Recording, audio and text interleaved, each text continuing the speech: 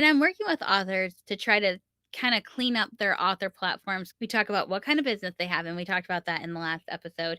We talk about their XYZ statement, and then we talk about getting to really understand their reader. So, those two things, understanding XYZ statement, understanding your reader, those are really key things in your author journey, in this business setting up journey that sets the tone for everything else. Welcome to the Write and Rally series, where I pull back the curtain on building your author platform while writing your novel.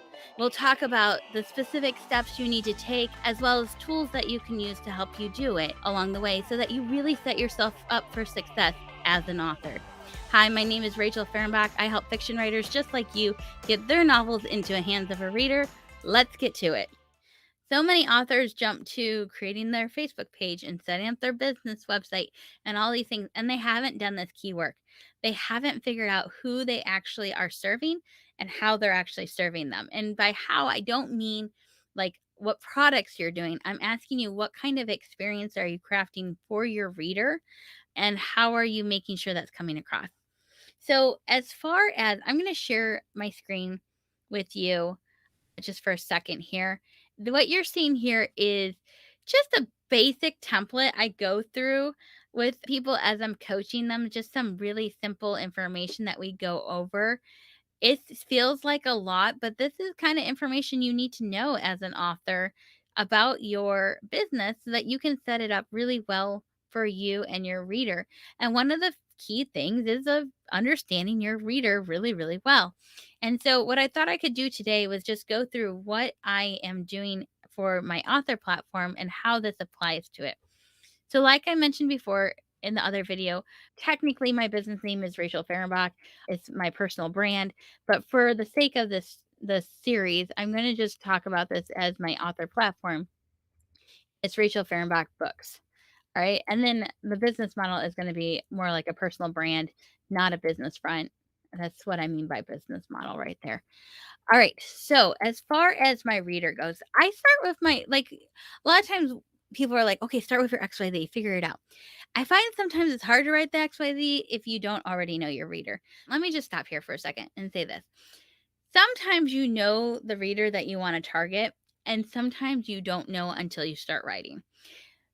If you have a novel that you're writing and you've written it and you're like, I don't know who I'm writing to, I want you to take a moment, do this exercise with me. I want you to close your eyes and I want you to ask yourself, who is holding my novel? And when she pops into your mind's eye or he pops into your mind's eye, I want you to ask yourself some key things. I want you to make some observation. When you're thinking about your novel in the hands of reader, who is holding it? That's probably the reader you wrote it to. So, what is their gender? What is their age? Do they have a wedding ring on or not? Do they have kids with them? Do you know they have kids? Like you need to start making these observations and asking you these questions. Just like when a character enters into a storyline in your novel and you're like, "Well, there's a new character here." And you have to kind of dig into them. You're doing the same thing with your reader. You're doing a character analysis. And the lovely thing about fiction writers is we know how to do this very well. And so it makes it a little easier for you than most people. So when I start to think about my reader, a couple things are true for her. My reader is defined not so much on her age, which is why I'm going to have a very large age span. My reader is not so much defined by her age, but by her interest. My reader is intrigued by the idea of who am I and what does God have for me. She is obsessed with this question of what is my purpose in life. She is creative at heart. And so she feels this tug to constantly be creating, but she doesn't necessarily have the time to do it. And it feels selfish to make time for it. And so she's the one that will pick up a book and read it when she has a spare moment, but she won't necessarily go do the creative thing that she wants to do because a book is something she can easily put down.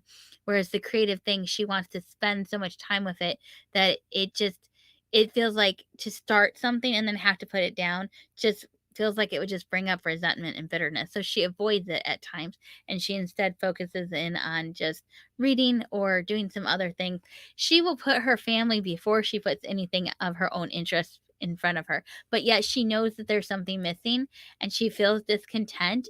She feels a little embarrassed by that, but she knows there's a discontentment there, and she knows it probably has to do with her purpose, and she knows that because she's not pursuing those creative things and she's not making space for it, that there's something lacking in her life and having that abundant life because she's suppressing the very thing that she's designed to do. And so she's trying to navigate all of that, and that's the reader that I'm interacting with. That's the reader that's in my mind when I'm watching her read my novels and engage with the characters in my novels. This is just a template I go through with my coaching clients, and we talk about this is just different aspects of business that we need to make decisions on, and we'll talk about this in future entries. But as we move through it, because I have to make these decisions for the Rachel Fehrenbach books side of things. So, as we talked about in the last entry, this is kind of the business name, even though it's technically a part of my personal brand business. It will have more of that personal branding to it. But as far as my reader goes, there's quite a large age range for my reader because, like I mentioned before, it's not really about how old she is, it's more about the stage of life she's in. She's married, she has multiple kids. So as far as primary role and secondary role goes, I'm gonna do a homemaker for her primary role, and her secondary role is that she works part-time, okay? Her hobby is creative in nature. I'm not gonna get really specific as far as to, like, what hobby that is. It could be writing, it could be painting, it could be music, it could be a couple different things. For her, though, it's something creative. It's what she would do if she had a hobby. She should have a hobby. She just doesn't do it, and so she doesn't make time for it, and so that's part of the problem. Okay, so as far as what one of her challenges is, what is one of her challenges right now?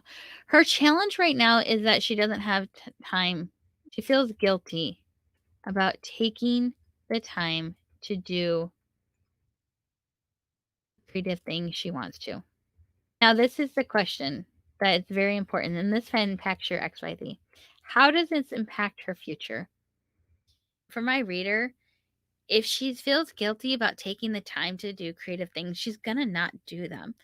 And here's the thing, God designed her to do things a certain way. He designed her to be creative, and when she's not engaging with him in that almost act of worship, she's suppressing that. Her faith is going to take a hit. Like it's going to her relationship with God is going to take a hit because God designed her to do something, and when she's not acting out of obedience to that design, it puts a strain on that relationship. And so that's where I would say for my reader, that's what she is going to experience. Now, 5 words that describe your reader. These are things that I suggest you do. And the reason why is that the words that you choose to describe your reader and the words that you describe to the transformation she'll experience by engaging with you and your work. Know these questions feel like they're very like almost like they're for a nonfiction writer, right? But here's the thing. You as a fiction writer need to answer them this way because it helps you frame your platform not into like a how-to platform, not into a how-to blog. It's not into tutorials.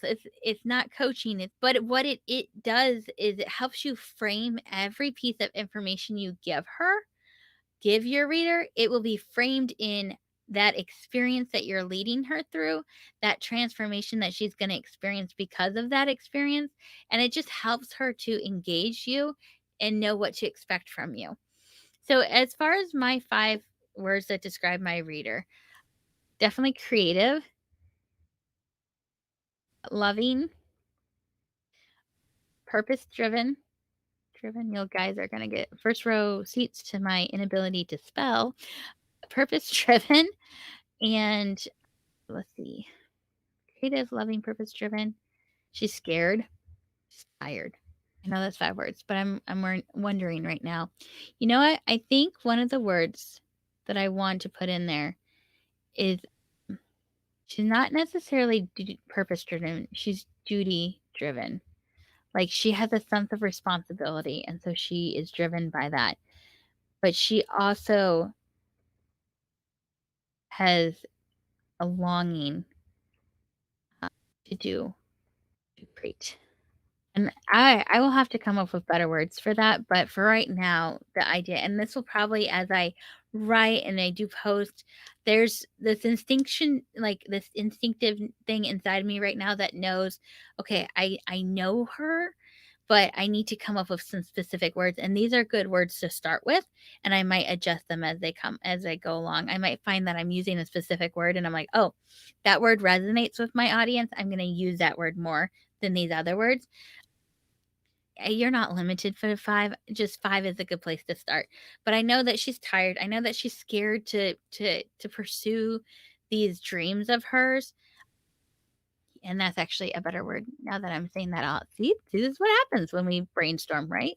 She's a dreamer. But she's a dreamer. She longs to create. She is duty driven, so she often doesn't create because she feels a sense of doing something more responsible. She's scared of what it means if she actually pursues these goals, and she's tired because she's carrying it all on her shoulders right now. So that would be the person that I am writing these novels for, and hopefully connecting with through the short content I create as well as the novels that I create. All right, list 5 words that describe the transformation she'll experience working with you. It's a couple things she'll experience. She'll experience a renewed, I don't want to say renewed. Renewed seems weird. She'll experience working with me as she reads her novels. She'll deepening of her faith, maybe rethinking her sense of identity, rethinking her sense of purpose, inspired. See, I'm getting wordy. This is what happens with us writers. We get wordy. Let me try to do this again with some really concrete words. Describe the transformation using 5 words she'll experience with you. It's so funny. I do this with my clients and they always have this problem too. It's just what we are. We are writers, so we get wordy. All right. So the things that she will experience with me, she will experience inspiration, encouragement, validation. She will feel grounded in some truth about her, in truth about identity and purpose and belonging. She will embrace her unique design. And I'm going to put this in here because this is something that has been with me for a very long time in the writing that I do. And so it has come across, you're uniquely designed. God has made you for a purpose. You need to embrace it. And so that means something to me. And so I'm just going to write it down here, even though that might come out a little bit differently in the words that I do. But for me, that's what I mean by that. And so you can see kind of her starting to come to this forefront, this woman. You can get even more detailed, like what her likes are, what her dislikes are.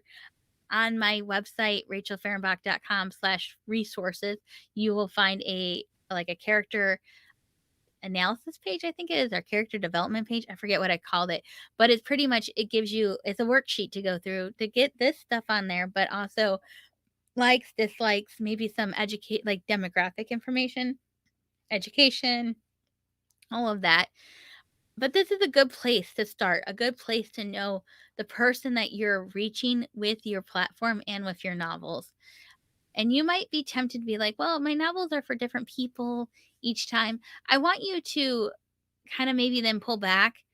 You don't necessarily have to identify a gender. You don't necessarily have to identify a marital status. But these things might come into play for your reader as far as that transformation. Her demographics and psychographics might play a role in that challenge that she's feeling and that transformation she's going to experience when she reads your novels, when she engages with you in your work that you do. And so knowing that information is really helpful because then it allows you to frame it. So I want you to think about it this way.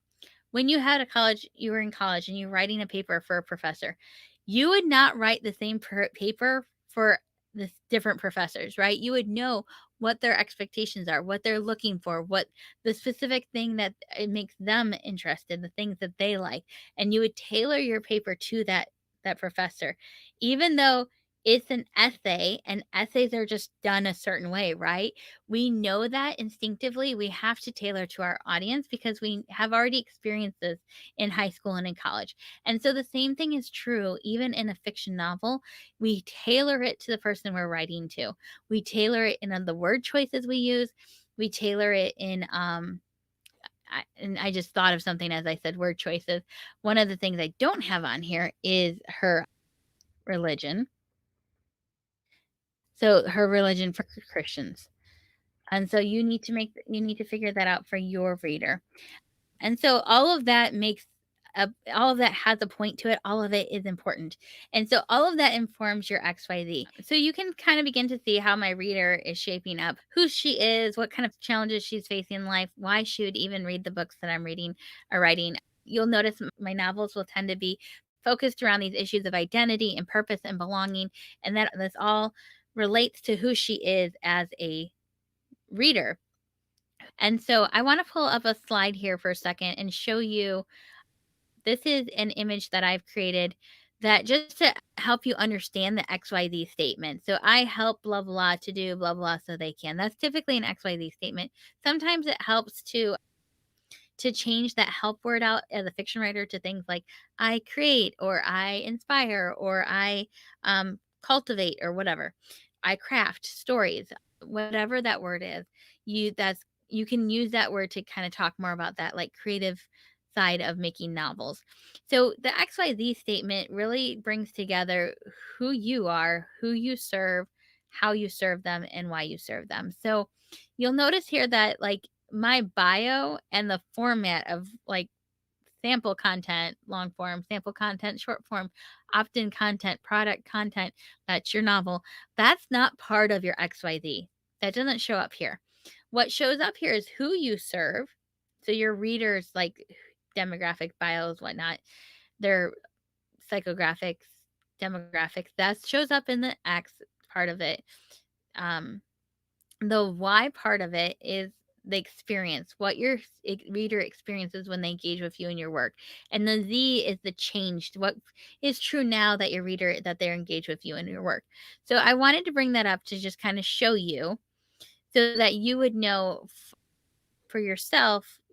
You know, I go a little bit more into this in that podcast episode that I talked about, and a little bit more into my Write and Rally planner. I talk about this a little bit more.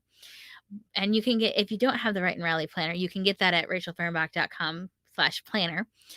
But the reason I bring this up is because I think it's really important that we as readers understand that we are not, our XYZ is not about, I create novels and that's how I serve them. That's not really how you serve them. So if I'm going to bring up my thing here again, and I'm going to show you this for a second. I was starting to write it and then I stopped here. But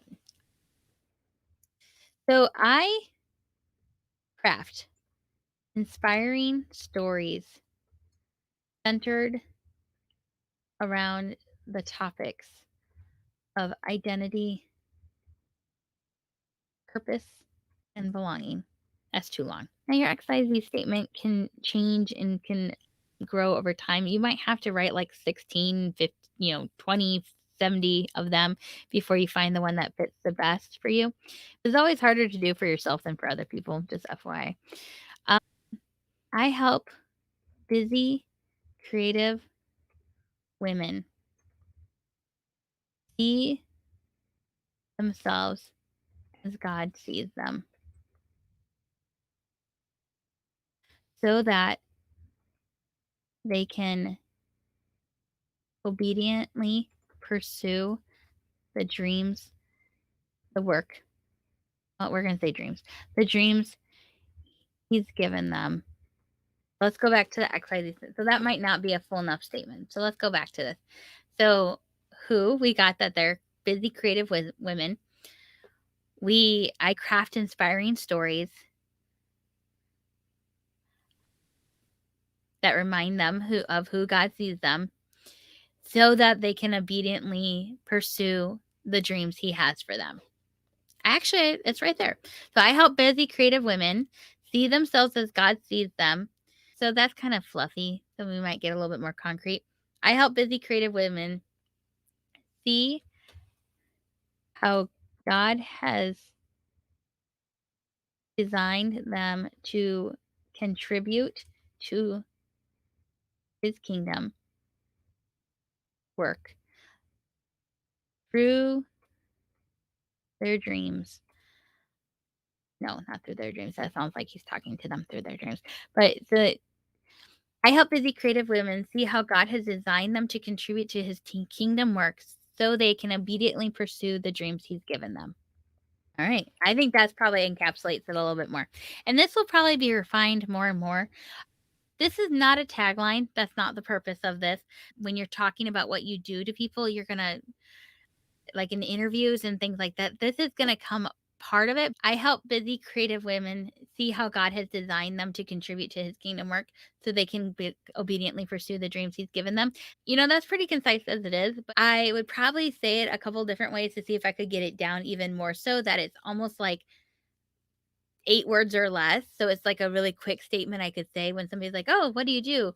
I would be like, I could just say, "I help busy creative women see how they contribute to God's kingdom work." Or actually, I probably would say, "I help busy creative women pursue." No, I probably would say, I see, this is the process, you guys. You got to work through it. You just have to keep doing it and play with it and wrestle with it. But I help busy creative women obediently pursue the work God has for them. That's probably how I would really hone it down. But my overall vision, I know, is that I help busy creative women see how God has designed them to contribute to his kingdom work so that they can obediently pursue the dreams he's given them. I know that. So I'm going to frame everything I do within that context. But when I'm talking to somebody and somebody says to me, "Oh, what do you do?" I would say, "I help busy creative women pursue the work God has for them obediently." Because obedient is really important to me as a writer. That's like actually a very key thing about, and now that I'm saying this, I'm going to actually go add that as one of my words in there, that she's going to be obedient. That's the transformation that she has. She is going to be obedient.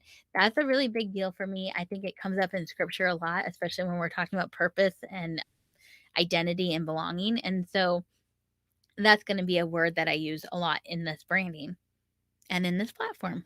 I hope that kind of gives you a little idea of what you need to do with your reader and with your XYZ to kind of really hone it in.